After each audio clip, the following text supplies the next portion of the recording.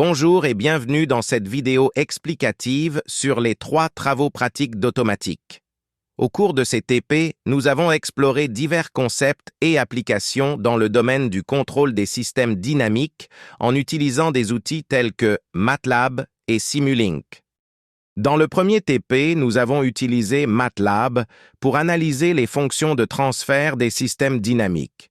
Nous avons appris à calculer les fonctions de transfert à partir des équations du système, à représenter graphiquement les pôles et les zéros, à analyser le gain du système et à étudier sa réponse en fréquence. Cette manipulation nous a permis de comprendre comment les caractéristiques des fonctions de transfert influent sur le comportement des systèmes dynamiques. Dans le deuxième TP, nous avons utilisé Simulink pour simuler les opérations des systèmes de contrôle dans différentes configurations. Nous avons étudié les systèmes en boucle ouverte et en boucle fermée avec des retours unitaires et non unitaires. Ces simulations nous ont permis de visualiser et d'analyser les réponses des systèmes dans différentes conditions de contrôle, renforçant ainsi notre compréhension des principes d'automatique. Enfin, dans le troisième TP, nous avons combiné la théorie et la pratique pour étudier en profondeur les systèmes de contrôle.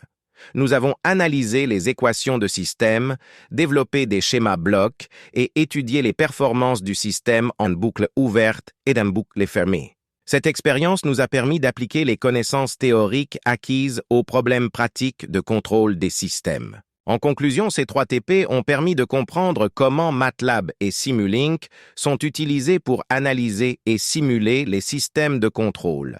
Nous avons exploré l'analyse des fonctions de transfert, la simulation des systèmes en boucle ouverte et fermée, ainsi que l'étude théorique et pratique des systèmes de contrôle.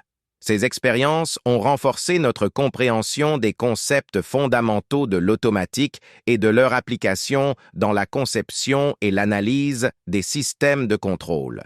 Je vous remercie d'avoir regardé cette vidéo.